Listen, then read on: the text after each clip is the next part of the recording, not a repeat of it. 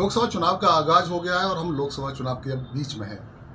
तमाम तरह के वायदे और प्रत्याशियों के रंग नजर आ रहे हैं। राजनीतिक रंग चढ़ने लगा है और अब जनसभाओं का दौर चल रहा है। ऐसी एक जनसभा कल आगरा में हुई जिसमें बीएसपी के नेशनल कोऑर्डिनेटर आकाश आनंद आए। उस बारे में बात करेंगे, लेकिन पहले हम बात कर लेते हैं बीजेपी के प्रदेश महामंत्री और एमएलसी से लोकसभा चुनाव पर कि भारतीय जनता पार्टी की आखिर लोकसभा चुनाव को लेकर तैयारी कैसी चल रही है, किस तरह के दावों और वादों और मुद्दों को लेकर जनता के बीच में जा रहे हैं। देश के यशस्वी प्रधानमंत्री मोदी जी की 10 वर्ष की जन कल्याणकारी योजनाओं के माध्यम से और प्रदेश के यशस्वी मुख्यमंत्री योगी आदित्यनाथ की 7 वर्ष की जन कल्याणकारी योजनाओं के माध्यम से देश के 140 करोड़ लोगों के बीच में और प्रदेश के 26 करोड़ लोगों के बीच में भारतीय जनता पार्टी का एक एक बूथ का कार्यकर्ता, देवतुल्य कार्यकर्ता जन जन तक पहुंचाने का काम इन योजनाओं के माध्यम से कि हम 10 वर्ष में मोदी जी ने ये काम किए और 7 वर्ष में योगी जी ने ये काम किए, तो मुझे लगता है कि देश की जनता और प्रदेश की जनता हमको वोट करेगी। आपने केंद्र सरकार और प्रदेश सरकार की योजनाओं की बात की, लेकिन बसपा की ओर से आपकी योजनाओं पर सवाल खड़े किए जा रहे हैं। बसपा के नेशनल कोऑर्डिनेटर आकाश आनंद आगरा है जनसभा की आपकी जो प्रमुख योजनाएं हैं, जिसमें खासतौर से राशन योजना है, उज्ज्वला योजना, उसको लेकर बड़े सवाल खड़े किए गए। खासतौर से ये कहा गया कि राशन के माध्यम से आपने लोगों के रोजगार छीन लिए। मुझे लगता है कि बसपा के बड़े नेता आकाश आनंद बहन जी के भतीजे भी हैं। राजनीति की शुरुआत उन्होंने की है। अभी लगता है मुझे 8-10 साल से 5 साल से उन्होंने राजनीति की शुरुआत की है। उन्होंने जो आरोप लगाया है राशन वितरण पे, मैं ध्यान दिलाना चाहता हूं उन नेताओं को कि जब 2020 के अंदर इस देश में कोविड आया था, विश्व की महामारी को कोरोना आया था, तो मोदी जी ने 125 करोड़ लोगों की चिंता करी थी। मोदी जी ने कहा था कि मैं अपने गरीबी रेखा से रहने वाले 80 करोड़ लोगों की चिंता करूंगा, उनकी खाने की व्यवस्था, कोई भूख से ना मरे उसकी चिंता। उसी परिप्रेक्ष्य में राशन वितरण की योजना प्रारंभ हुई। क्या कोई देश का मुखिया वो किसी पार्टी का मुखिया होता है कि देश का प्रधानमंत्री? वो 140 करोड़ लोगों के देश के प्रधानमंत्री, उन्होंने उसकी चिंता की। उस चिंता के अंतर्गत अगर कहीं राशन वितरण हो रहा है तो ये कैसे प्रश्न लगा दिया कि बेरोजगारी को बढ़ावा दिया जा रहा है? उनको तो हर्ष इस बात के लिए होना चाहिए कि देश में रहने वाला कोई भी गरीब व्यक्ति हो वो भूख से मरे नहीं, उसको 2 टाइम की रोटी टाइम से मिले, इसकी चिंता देश का प्रधानमंत्री कर रहा है। उनको तो गर्व होना चाहिए। ये अच्छे पॉलिटिशियन के अच्छे भाषण नहीं है, अच्छा व्यक्तित्व तो नहीं है। पहले समझना चाहिए, सोचना चाहिए, फिर बोलना चाहिए।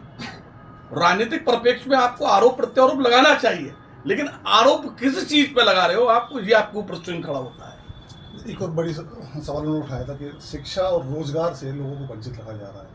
सरकार को पहली प्राथमिकता में शिक्षा और रोजगार लेना चाहिए। शिक्षा की बात कर रहे हैं आप, मैं वही उन्हीं लोगों की बात कर रहा हूं जो गरीबी रेखा से रहने वाले नीचे लोग हैं, जिनके बच्चे पढ़ नहीं पाते थे, जा नहीं पाते थे, उनको स्कूल नहीं देखे थे। आज वहां हाईटेक क्लास लग गई।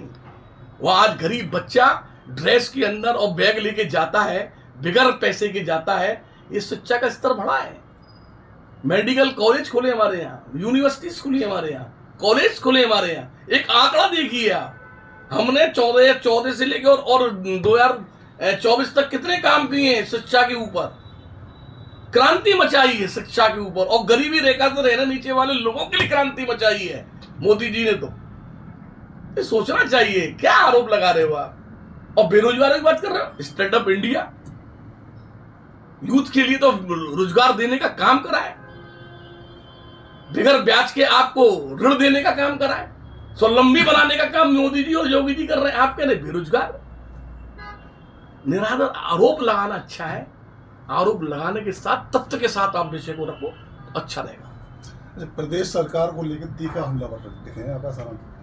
योगी जी की सरकार को कहा है कि जो बुलडोजर सरकार का दावा आप करते हैं, खुलेआम कहते हैं कि बुलडोजर सरकार है, उसको लेकर आरोप ये है कि लोगों के घरों को आपने तोड़ा है, घरों को उजाड़ा है।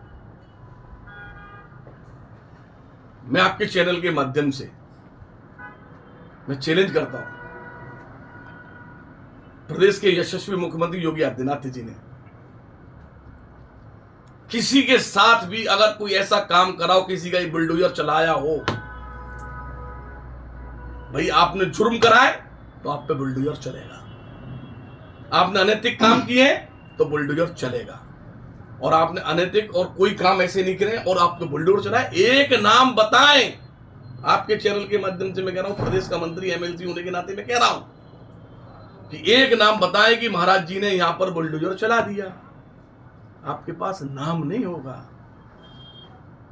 आपके पास नाम नहीं होगा। जो क्राइम करेगा तो क्राइम का अंजाम क्या होगा? बुलडोजर। और बुलडोजर ऐसे नहीं, उसका मैसेज पूरे देश में और विश्व में गया है। बीमारू प्रदेश कहलाता था ये देश के अंदर उत्तर प्रदेश, आज विश्व का व्यापारी, देश का व्यापारी, उद्योगपति या व्यापार लगाने के लिए आतुर है कि मुझे उत्तर प्रदेश के अंदर व्यापार मेरा लगना चाहिए। ये लॉ एंड ऑर्डर महाराज जी ने करके दिखाया है। आपको ये बुरा लग रहा है? बेरोजगारों को रोजगार मिल रहा है, आपको बुरा लग रहा है? उद्योगपति यहाँ पर उद्योग लगा रहा है, आपको बुरा लग रहा है? चौमुखी विकास हो रहा है, आपको बुरा लग रहा है? चौतरफा आपको 4 लाइन रोड मिल रहे हैं, आपको बुरा लग रहा है? कितने एक्सप्रेस वे बना दिए, आपको बुरा लग रहा है? मैं कितनी योजना गिनाने बैठ जाऊंगा, आपको थक जाऊंगा योजना गिनाते गिनाते। इसलिए अब विपक्ष के पास मुद्दा नहीं है, मुद्दाहीन विपक्ष है। इनके पास बस यही है कि जातवाद की, परिवार की राजनीति कर लो और कुछ वोटों को प्राप्त कर लो। लेकिन मुझे नहीं लगता इस बार कि अब की बार 400 पार। ये मोदी जी ने वैसे नहीं कहा।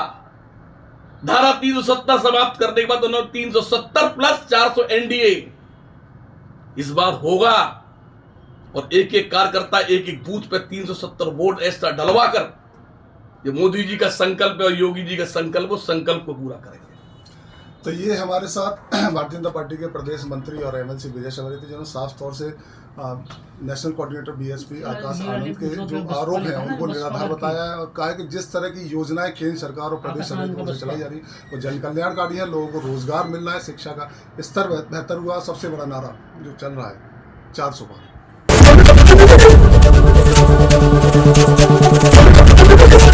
एबीपी गंगा, खबर आपकी, जुबान आपकी।